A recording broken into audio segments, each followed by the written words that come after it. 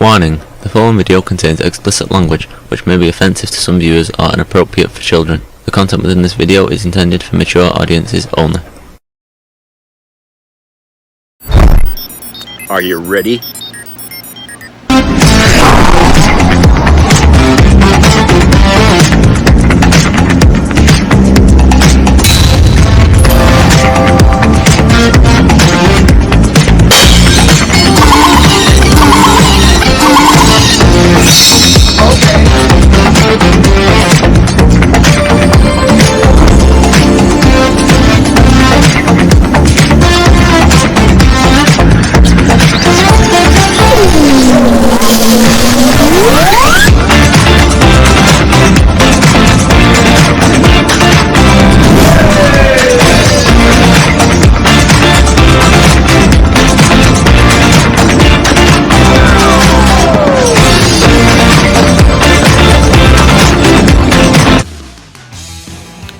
Hello everybody, it's Jeff.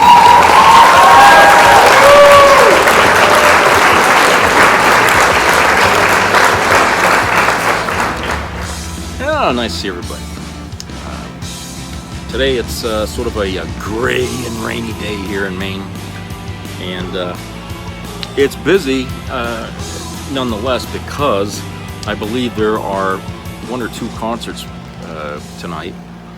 But you know, I was at Chili's again for lunch, and I was talking to one of the waitresses that worked there, and she told me a story about what happened to her when her and her boyfriend was trying to go see a concert, and I can't remember what the name of it was now, because I don't listen to, you know, modern pop music that they play. But anyway, they bought tickets to go to this concert. I got it in advance. I guess that's the way you're supposed to get it, you know. And between the two of them, I guess they spent over $300 something there for these tickets. And when the day of the concert arrived, it got canceled because of the fucking weather. It was just raining like a son of a bitch. And you think they'd get a refund for the money they spent on those tickets? No, not a dime. $300 out the fucking window. I think that's another reason why I wouldn't want to go to a concert, other than the fact that when they play out live and outside, it sounds like shit when they play. But the fact that, you know, in this state, if you buy concert tickets, the chance is very high that you're not going to be able to see them play anyway, because the weather here could change like that. You could have a string of good days in this state of Maine, and then on the weekend, it's going to be all fucking shit. Okay, that's the way it works here. I mean, if you've ever held a job in this state and you're waiting for the weekend to show up so you can enjoy good weather, oftentimes the weekend is the worst part of the week. Okay, and I'm not exaggerating. I mean, that's the truth here. And so I just feel like, why would anybody want to go? Because see, the place where they have the concerts here is outdoors. They got a great big stage with all the trimmings, you know, for a big light show for the stage. They got bleachers, they got all kinds of seating, but it has no roof. And I'm thinking, who in their right mind would build a thing like that here in this state? Because they'd only be able to use it in the summer, okay? And if you live in the state long enough, you know that the summers here are mostly rain. So who the hell would think that building a concert place like that is a good idea in Maine? Obviously somebody that never lived in this state, probably somebody from out of state, forking over big money to build one here, but they're not going to get much in return for their investment. Now, we do have a civic center that seats a lot of people, probably about the same number of people as you'd find at one of these concerts, okay? And why they won't use that to play their music, I don't know. You know, it seems to me like if they were going to build something outside to play concerts and things like that, the best thing would have been to build the place and put a glass dome over the top of it, so at least it would look like you're outside. Okay, and then, you know, have it that way. or at least have a big tent or something like that they could throw over the whole 9 yards and anchor the son of a bitch so the wind doesn't blow it away. But have something like that where at least the people can, at least go in there and not get terribly drenched, and drown while they're listening to somebody play a song, And the thing is that the bands that play there, they don't have to stay there if the weather's bad. If they feel like there's some risk of getting electrocuted or whatever you have, they won't play. So even if you're willing to go sit out in the rain and listen to them play, the band might not want to do that, and it gets canceled again. So you see, there's no benefit here in Maine to go to a concert because your chances of actually seeing it and staying dry are just not going to happen. Okay, that just won't happen. So I think the person who invested money to build that damn thing is probably going to wish they never did, because they spent 2.5 years building that damn thing. 2.5 years. Okay, they were already using it when it wasn't even finished yet. So that tells me that they were in a hurry to get some money back from what they put into it. So they spent a great deal of money building that amphitheater, I guess is what they call it. They spent a lot of money in that. And in the process of building it, they were opening it up in the summer to concerts anyway. Even when they didn't have this bleachers and all that, people were just standing up outside in front of the stage because the stage was all they had. All right, but now they got the seating and everything else, and now 2.5 years later, the weather is getting worse, which I'll be discussing here in a minute, and now the chances of enjoying that amphitheater now are going to get worse and worse as time goes on, and eventually I don't think anyone's going to even be using it anymore. They'll probably have to be forced to use the Civic Center and go inside there and have the concerts done there live, so I don't know. But that's the way it is here.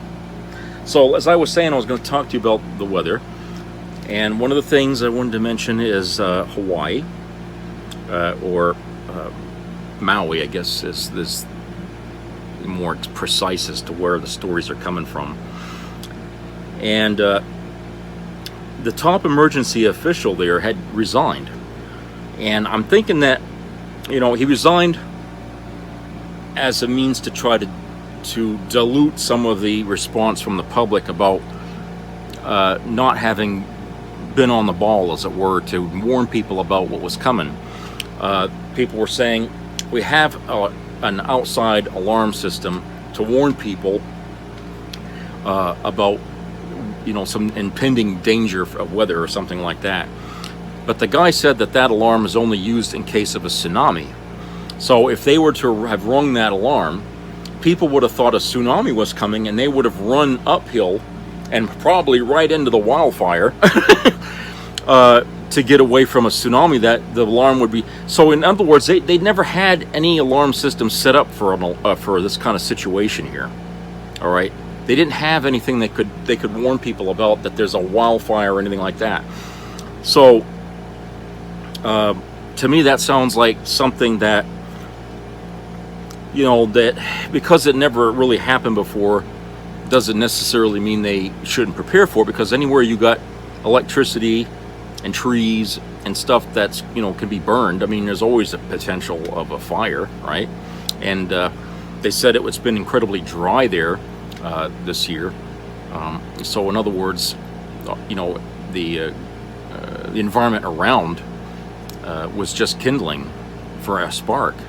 Somebody could have threw a cigarette on top of that and would have started the same thing. But because of the storm that hit it, this hurricane, it knocked over power lines, and the sparks from those down power lines is what started the fire.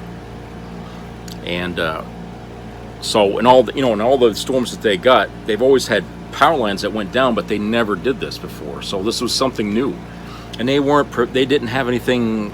There was no warning for these people to say that one day this was going to happen, But this guy instead resigned anyway, just because I think he felt like he needed to take a fall on a sword for the local, political structure there, And it just seems like it it's not going to bring back those people who have been injured or killed, okay? And for people trying to look for someone to blame, there is no one. I mean, you can't blame anybody any more than you can blame a governor for a fucking tornado ripping through your town. I mean, it's weather, for Christ's sake. It's weather, people. I understand that they're angry, that they're sad, and they're, you know, they've lost a lot of things. Aid is going to them from mainland United States. The Red Cross is helping out, and you know, some people are going to have lost everything. I mean, this happens all the time, you know, in some parts of our country when we have tornadoes and hurricanes and stuff like that. This is a, you know, an annual problem that we put aside assets and you know, money for and stuff like that to deal with.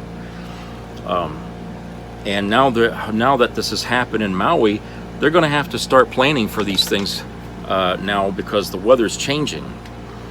They're going to have to prepare for wildfires, because next year it'll probably happen again. You know, when the weather gets dry and there's drought happening on the islands, they're going to have to be ready for that now, and they're going to have to develop new warning systems to tell the people that we have there's a potential for a wildfire, you know, and as well as having the alarms set up for tsunamis.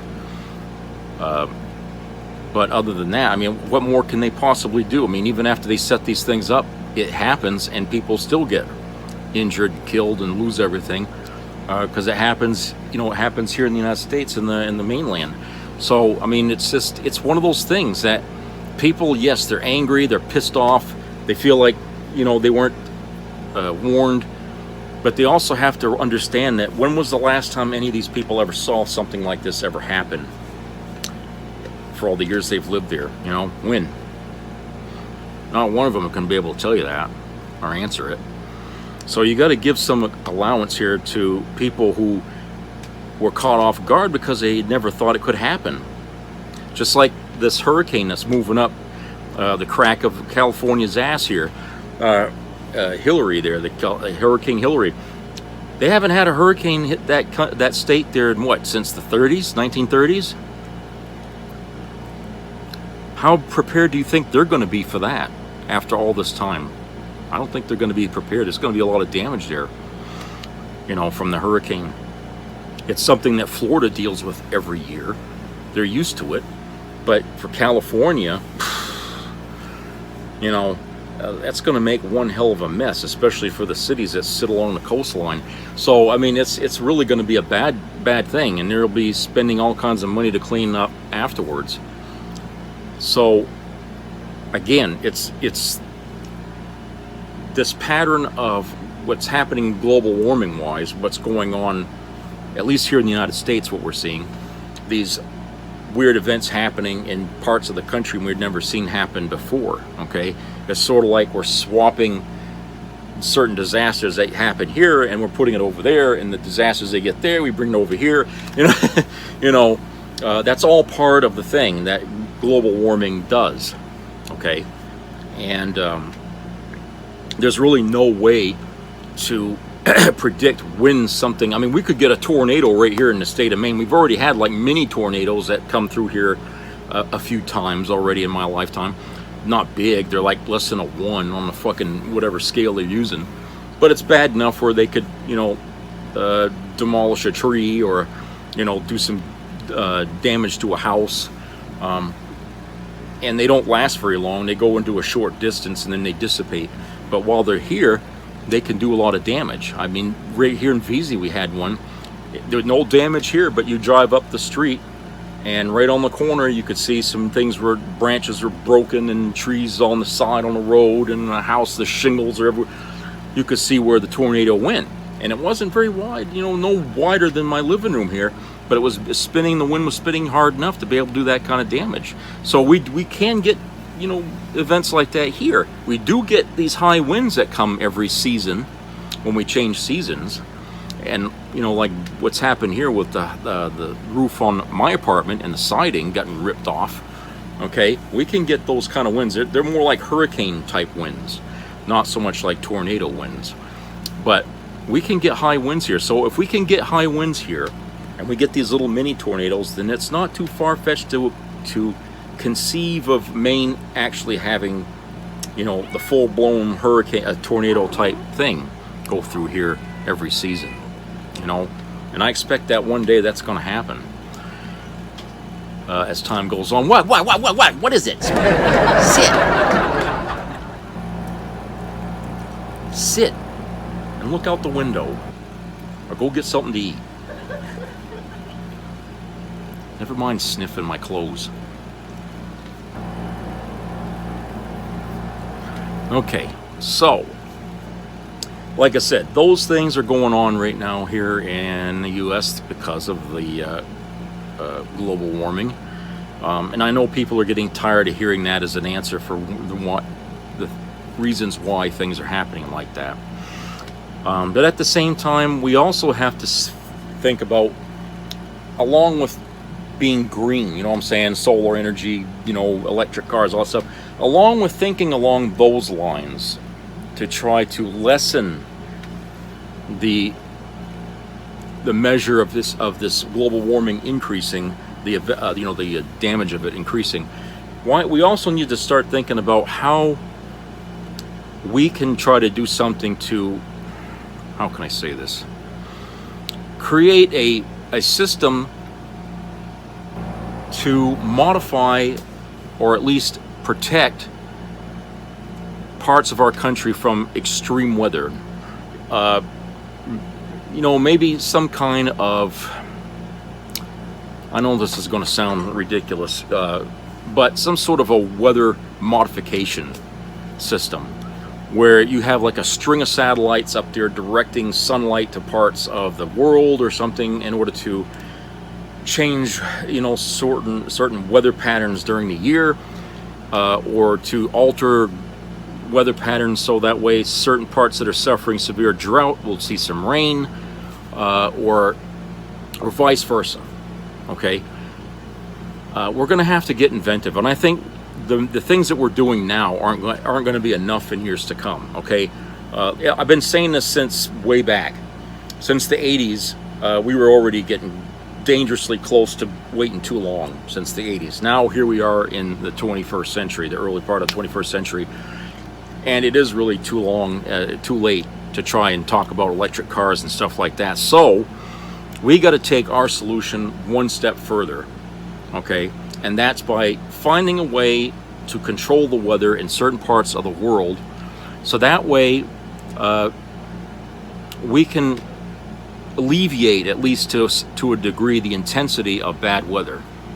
Okay, to find some way to cool areas of the world by altering the flow of the air, you know, or by reducing, you know, the amount of cloud cover or something like that.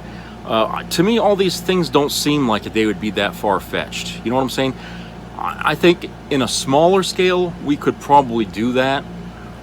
On a big scale, it would require a great deal of technical know-how to accomplish it.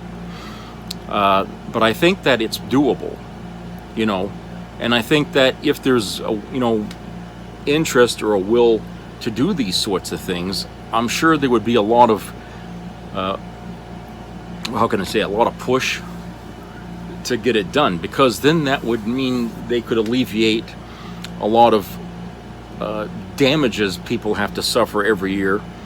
I mean, look, insurance companies in Florida have pretty much abandoned that state. Okay, you can't get any insurance for your home down there because they know, these insurance companies know that that state is going to be nothing but a bottomless pit of throwing money into, okay, because of the global warming problem.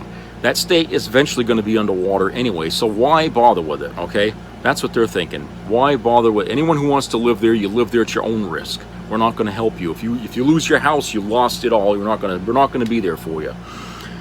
So if they're thinking like that right now in Florida, then, you know, what about the rest of the country that's going to start seeing some oddities? You know, how are insurance companies going to make money insuring people for the things that they desperately need insurance for and still have a profit. I don't know. You see, in a capitalist system, I don't think, a system like that's going to work. Not when you have as much global warming disasters as you're going to start seeing in days to come. Insurances aren't going to be sufficient. So what you're going to see is a lot of insurance companies simply pulling out of different areas of America, and you're going to have a house that's you can't insure because you're sitting in the line of a fucking tornado area or something. So what people are going to have to do in order to compensate for that is to have different kinds of homes in areas that are in danger of being damaged or destroyed by things. So instead of building your homes on above the ground, maybe people have to start thinking about building their homes underground. Like 2 or 3 floor basements, okay, where you have just a slab on the top, where you might get some sunlight filtered in from the top, but the rest of the house is underground. Your garage would be underground. Everything's underground. So if there's a tornado that goes by, you're not going to really lose anything at all. Yeah, insurance companies will insure a house like that, especially if they're guaranteed by the engineers that it can't be destroyed by a tornado. Yeah, they'll happily insure a home like that because, hey, they're going to get their money and they won't have to divvy out a fucking dime, for anything that might happen other than a fire, right? So if they can design different types of homes for areas that are prone to certain things, that might be an answer, okay? But everything at the end of the day is going to demand of us, because of necessity, to invent better things, better ways to live. That's what we really ought to take this 21st century view of, is that we lived a certain way for the last 100 years, okay? Now that way of living we know is flawed, okay? We can't live like that anymore. We're going to have, if we want to keep being innovative and we want to keep all the advancements that we've created over the last 100 years, we're going to have to think of it in a different way now for the next 100 years. We'll have to modify the way we lived back then in order to fit the times. And now the times demand that we have to be more thoughtful about how we do things, okay? We have to be more thoughtful about how we want to live our lives, what kind of places we want to live in,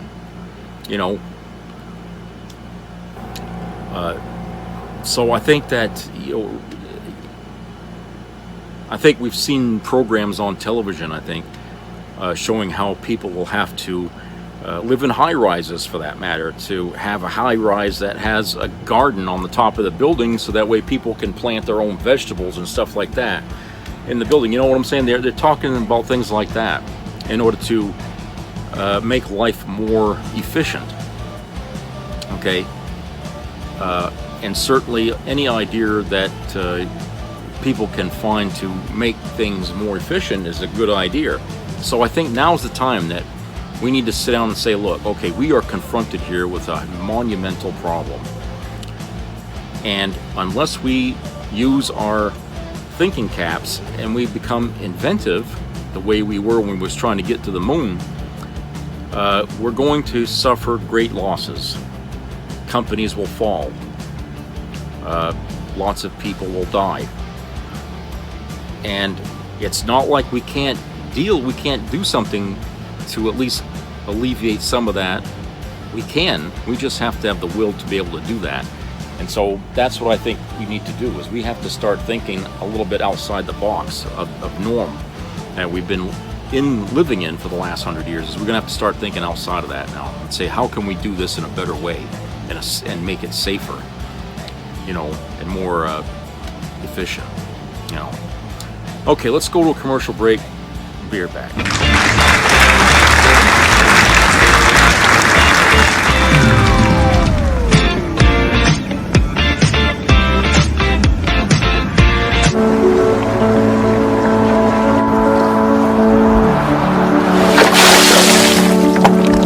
This is me. This is me.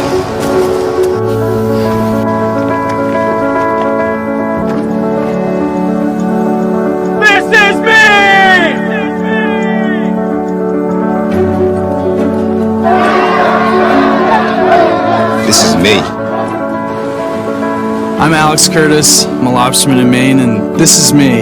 I'm Ruth McLaughlin, and this is me. I'm Eric Hopkins. I'm an artist, and this is me. This is me. Me. This is me. This is me. This is me. At the end of the journey, the main thing is you. Original. Seen one white supremacist.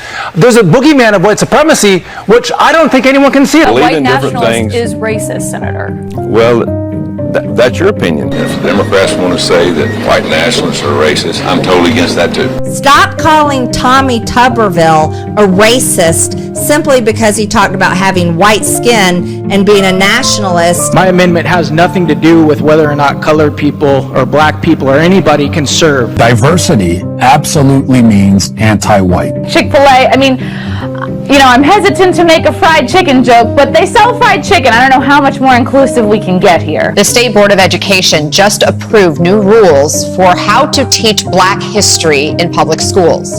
How slaves developed skills which, in some instances, could be applied for their personal benefit. This is well documented among historians. This is historical fact that slaves did develop skills while they were enslaved. They're probably going to show some of the folks that eventually parlayed, being a blacksmith into doing things later in life. Right? I mean, you compare black guys to black guys, women to other women. You can't compare Soros to another Jewish guy. The Soros-backed prosecutors, Soros DA. Soros prosecutors. His master, George Soros. Mr. Soros. George Soros. Soros-funded DAs. You sit down and think about all the anti-Semitism, so-called, not real, so-called. You had to survive in a concentration camp by having skills. You had to be useful. The people who are most immune are Ashkenazi Jews and Chinese. This guy has a right to say whatever he wants to say, and it's not anymore, if you don't agree with me, you can't say it. That is not America. Oh, of course the Jews run Hollywood.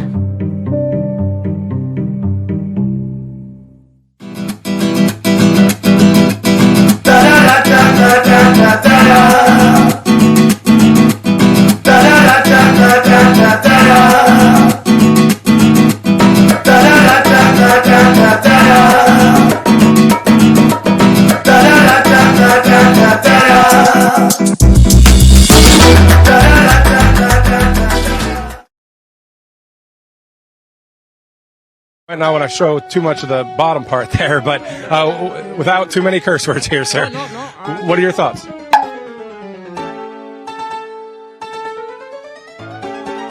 I don't have friends. I don't have family. He's honest.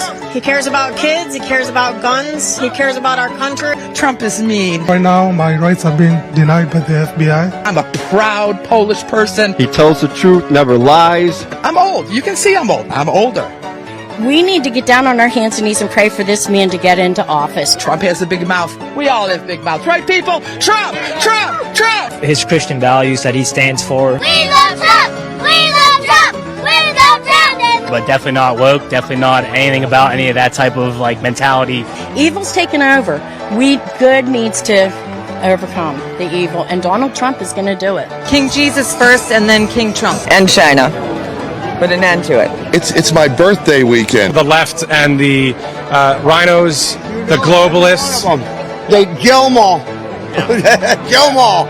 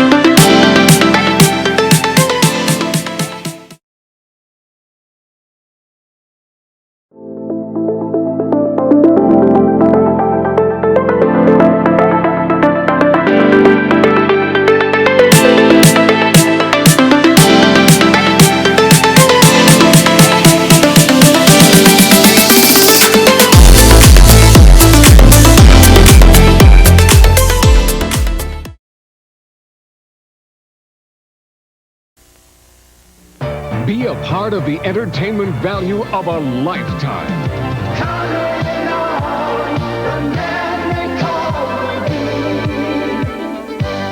I loved it. It was the best performance I've seen in a lifetime. I loved the show. I liked it very much. He's a very entertaining man. It's well worth the money. Now appearing in Charlottetown, coming to Halifax November 6th to the 18th, and St. John November 20th through the 26th.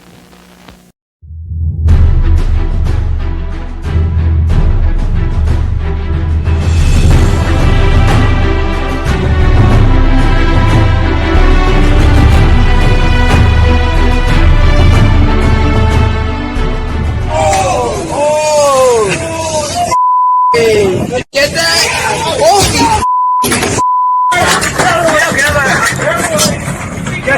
Welcome back, everybody. So, on X, formerly known as Twitter, Laura Ingraham had put a post up on her page there, and she wrote, "These people are sick," and she's showing, people from MSNBC who have been saying that, why hasn't Donald Trump got a mugshot yet? Okay, he's how many indictments so far? 4, 5. So he's been indicted here many different times already, and nobody can think of a time when somebody has been charged so many times for things and not have a mugshot made. Even some celebrities some celebrities who've been caught doing some things even far less greater than what Trump did get a mugshot. Okay, and I think there's a website where you can find all the celebrities who've had their picture taken after being arrested for drunk driving or whatever. Okay, but Trump, no mugshot. And he's still left roaming around, okay, not declared a flight risk, where, hey, if somebody, had been indicted for, like, say, the rape charge, like when he was indicted, and, that would have been considered something to, hold that person in jail for until the trial, but nope, didn't happen to Trump.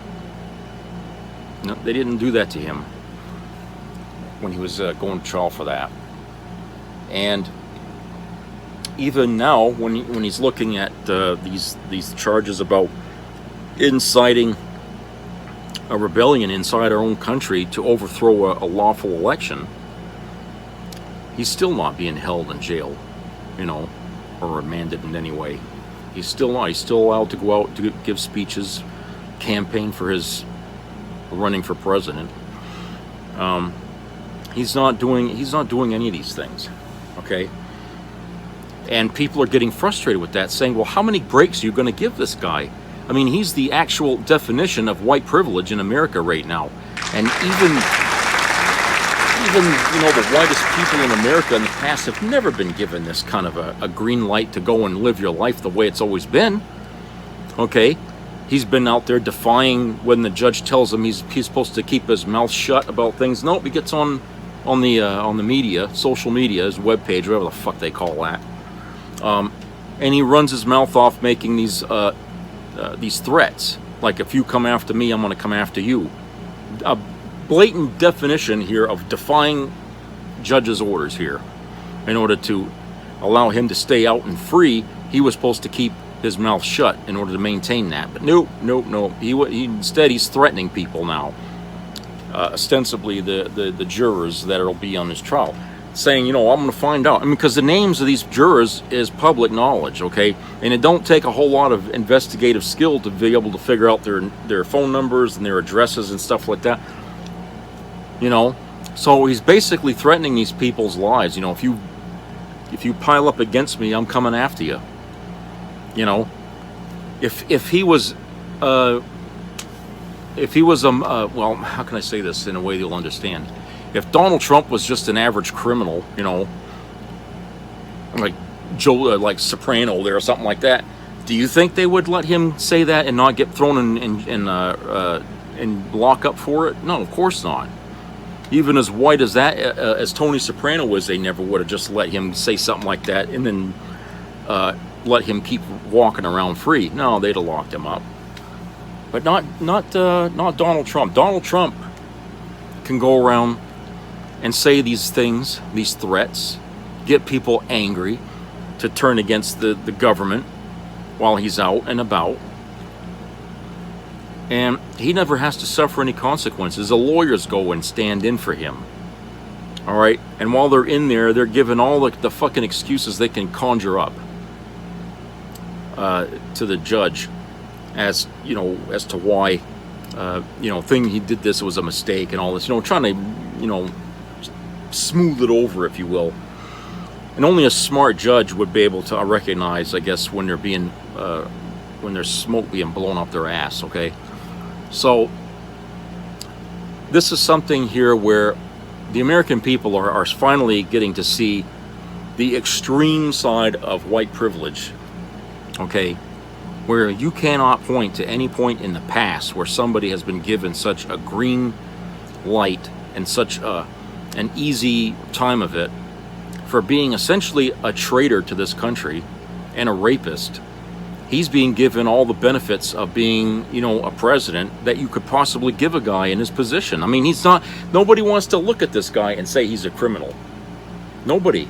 Even though he's already been convicted of rape. Okay, and there's a ton of evidence with his own voice on a fucking recording asking the governor of Georgia to find him some votes. Even though we've got all of this stuff out there to say that, if this was an honest trial, he's going to get found guilty, which they know, that could happen. But even with all this stuff out there, they still won't take that justifiable step to exercise our laws and say, because of the amount of fucking evidence and the charges, the numerous charges we have against you, okay, we can't conceivably allow you freedom in this country. You're a flight risk. You got the money and the power to be able to just get on a fucking private jet and flee this country and we'll never find you. Or you'll go to a country where we can't extradite you. Okay? Maybe like go to Russia where we're at war with right now, basically. I mean, he could flee this country, and we'd never see him again. We've had people do that before. Was it Julia Assange or whoever? We got people that have fled this country and we can't get our hands on them, to come back here and answer to whatever charges we got. So, Trump would be one of those people. And yet, we won't put an ankle bracelet on him. We won't put him in lockup. We won't take his mugshot. All the things that Americans need to see in order to say, yeah, this guy did bad. And there's still the cry out there from Americans that we need to see these trials on television, because this is just as much that person's trial as it is the trial of our entire justice system. And we're all involved in that. All of us. For all the people who think he's innocent, they need to sit on this. They need to see this trial. They need to see this play out. Not just because it's historic, but because it also needs to enlighten the public. All right? Where you can't say, oh, this is all gamesmanship, this is all politically motivated, this is not an honest thing, okay? Because they're not seeing it on TV. They can say whatever they want about it to completely spin this to say this is just a political witch hunt. But unless they see the trial happening on television, they're never going to think that this is an actual thing going on that's real. All right? Because right now everybody thinks this is a freedom of speech issue, okay? They can't be any further from the truth. It has absolutely nothing to do with that. Thanks to Fox News, that's what they've been telling their viewers, and therefore the viewers are regurgitating that on cue, whenever they're confronted by somebody saying, well, he's going to trial, and the first thing you say, well, it's about his First Amendment speech, being able to speak freely, okay? Well, if you look at the indictment and the charges on it, you ain't going to see a damn thing in there about this First Amendment, okay? Has nothing at all to do with that. He committed fraud on this country. Okay? He committed fraud. He deceived people. He colluded with people in order to overturn a fucking election. These things doesn't have a damn thing to do with First Amendment, okay? This is about actual crimes that a president is not supposed to be doing. He was involved in a conspiracy to overturn an election. Now, you take a look at what Richard Nixon resigned his office for on a smaller scale now. What he did is a small thing. His was involving a burglary of the DNC, okay? And he was asking everybody in his staff to fall on their sword for him, but he couldn't stop it. He couldn't stop it because all the roads led to him. No matter how many people fell on their sword, everything led to him, and he was made to see that he couldn't win this, and so he resigned. Okay, this is the same thing, only on a bigger scale. All the roads of evidence are going to lead to Donald Trump, and everybody has been either turning on him that was involved in this thing or falling on their sword for him, but it's not going to stop the trail of evidence that goes directly to him. Okay, he can't say, oh, he did it all by himself. No, because that guy turned around and said, well, I did it only because he asked me to. Okay, and all the people involved in the things that he did as president, these crimes involved fellow Republicans. There wasn't a single Democrat that went along with these things that he did. So when people at Fox News are saying this is a witch hunt by the Democrats to destroy an ex-president, ask them how many Democrats were involved in this scandal that was going on while Trump was president. Zero. It was all Republicans working together to try to overturn a fucking election. Only Republicans. And it's been Republicans that have been turning on him, squealing on him. Okay? Only Republicans have been doing that. So how the hell is it, that the people on the right wing have kind of forgotten all about that? These people that are showing up testifying, they're not Democrats. Okay?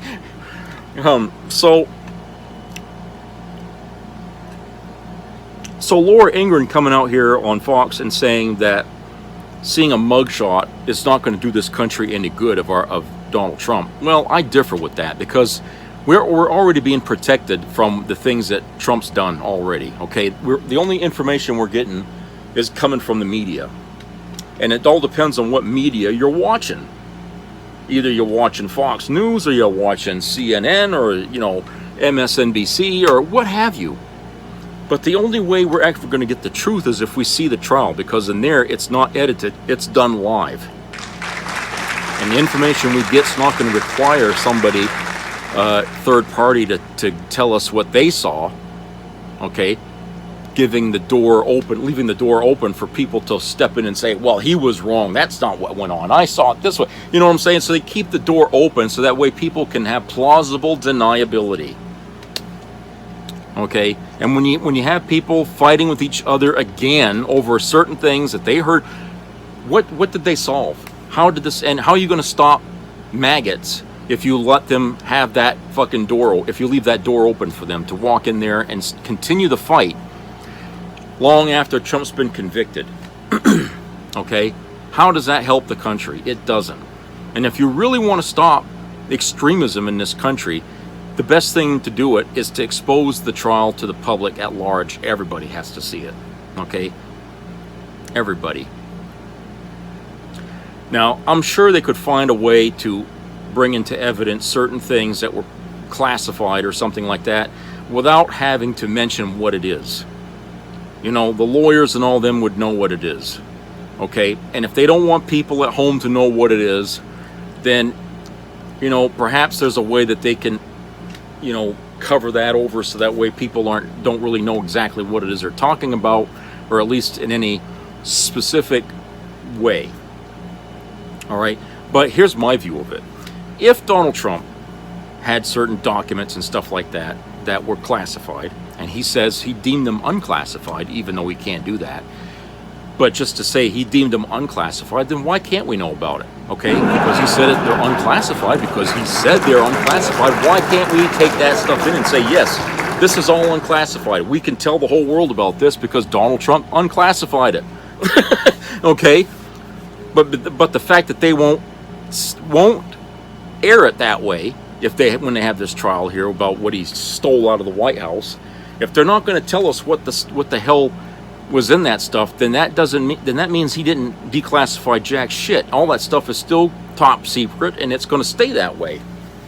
Okay, so there you go, another lie that's already been proven right there. Just the fact that the courts won't even share what the hell was released, and or stolen by Trump. And all these things here about how many trials are set here in the next 12 months or something like that, and his lawyer is saying, well, we want to push this trial out into like 2026. Okay, I don't know which one that is, but they want to push a trial out to 2026. If I was the judge and I was saying, I was hearing that, I was going to say, well, look, that to me sounds like a deliberate method of trying to get out of owning up to a problem. Okay, it sounds to me like you guys aren't really serious about having a justice system that's going to be what do they call it, a quick and fair justice. Okay, you guys are deliberately pushing this out for whatever reason. So I'll go with you, but under the caveat that we get to keep Donald Trump in lockup until then. Okay, if you want to do this trial in 2026, then fine, but Donald Trump is going to have to get his mugshot, and he's going to have to be sitting in jail here until that time. Do you think those lawyers would agree to that? Probably not. Okay, probably not. And you would get a response from them saying, well, we can do this quicker. You know what I'm saying? But that's all this is about delaying and delay, okay? Trying to stretch out the punishment and the expense and the time it's going to take to convict this man, because they know he's guilty. They know he's guilty, and there's very little they can do to stop that. They know it's coming. And so the only thing they can do is delay. Hopefully he'll die before this actually gets answered. I mean, I think that's what they're hoping. And Trump, I'm sure he's probably thinking about ways he can flee the United States before that shit happens, because even he knows. I'm sure the lawyers have been telling him every day about your chances of getting away from all these charges is practically nil. The amount of evidence they got against you is overwhelming, and the public has only seen the tip of it. And by all regards, the public already thinks that you're guilty just from the tip of the iceberg of what they saw. So with all your buddies, your ex-buddies coming forward and cutting deals with the government in order to get lesser sentences, and some people think Rudy Giuliani has turned on Trump. All these people coming forward and being honest now, they're throwing you under the bus, and we ain't got no choice. We can argue for leniency on your punishment, but we can't take you away from it. The government's coming after you, and they're going to want payment for what you did.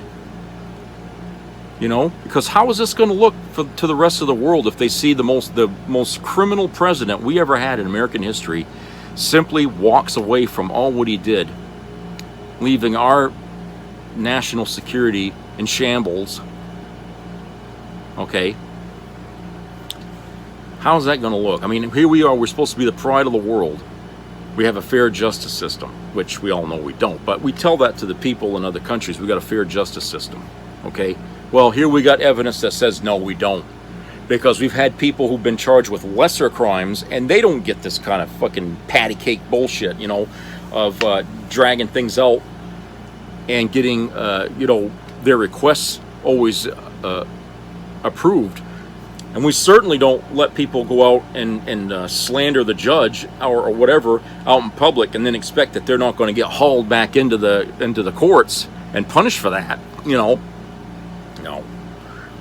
Trump's been having it his way, okay?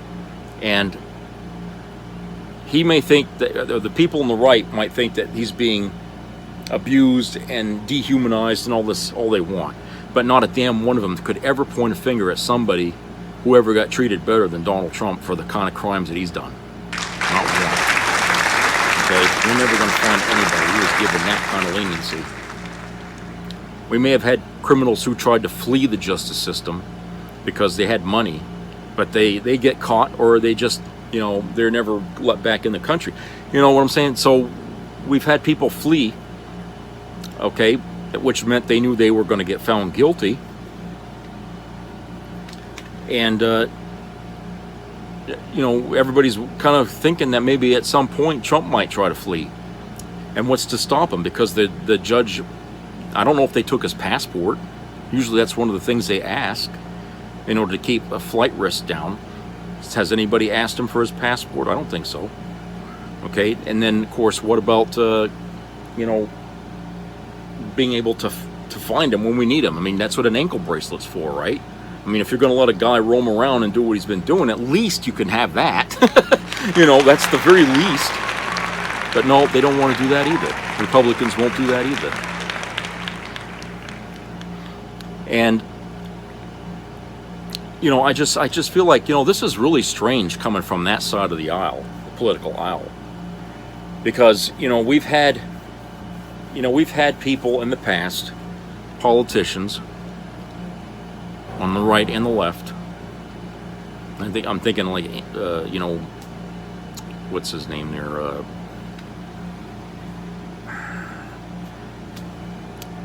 Anthony Weiner, I think, was this guy. Had pictures of himself naked. Republicans are all over that fella to get him out, okay? It's not like he didn't deserve to get kicked out from what he was doing, but the fact is, they were there from the very beginning to the end. You know, get rid of this guy. And then you had Hillary and the Benghazi bullshit, which to this day they still bitch about, okay? But they've been after her for that for years. Even though they haven't got any fucking evidence at all to really convict her for anything. They still hound about that. Well, now they got one of their own that's caught up in essentially the same shit in one guy. Okay, and now they're all circling the wagons around this bastard, okay? So I say, well, Jesus Christ, I mean, you guys said that, you know, you're supposed to be the party of the moral core of America. But I guess that only applies to you people, because when it comes to the Democrats, whatever your side ever did wrong, okay, is fine. But if the Democrats do it, crucify them. The very definition of hypocrisy, GOP, okay, the Republican Party, that's what they are. The very definition of hypocrisy. I mean, it's laughable. Most of the time, whenever they accuse somebody on the left of doing something wrong, they're already doing it, because they know so much about it. That's how they can sit there and lay all the blame on somebody else, because they've been doing it for years. You know, and they can get people in trouble by saying we know so much about it. You know, sure, from their experience in doing it, they can explain a lot. You know, you know. But it's really crazy, this whole thing. And, you know, just about every aspect of what this whole Trump thing here, this story that's going on, every which way you look at this, it's a shame. And it's really, there's a lot of stories to tell, you know, about this. From the years and stuff that we've been listening to, the things that he's done wrong, and his own family, you know, basically at odds with him. There's so much there about this guy that really is not liking, okay? And the fact that, you know, the Republicans or the Trumplicans don't see that and still think he's a good man and still think that he should be president, you know, I have to wonder how many of these folks, you know, might be suffering with some kind of mental problem, or if they're just easily duped. These might be the people that you hear about on the news that get suckered into giving away their credit card numbers, you know, to somebody on the phone. You know, I think those are the kind of people that end up getting themselves like that into trouble because they don't think. And usually the elderly. And the elderly people are often Republican. I notice that. When people get old, they often turn Republican. I'm not saying they all do, but at least a lot of elderly people that I know are Republican, okay? And since a lot of these people are also the victims of a lot of these scams that, you know, come on to them by the phone or by the internet, and they fall for it, that seems to me like maybe a lot of those Trumplicans are kind of people like that, and so they're easily fooled. And Trump has fooled them big time, you know. So I don't know whether to feel bad for him or to just, you know, condemn him. I don't know. But it does make you wonder, doesn't it? Anyway, hope everybody has a great weekend. And please subscribe and comment.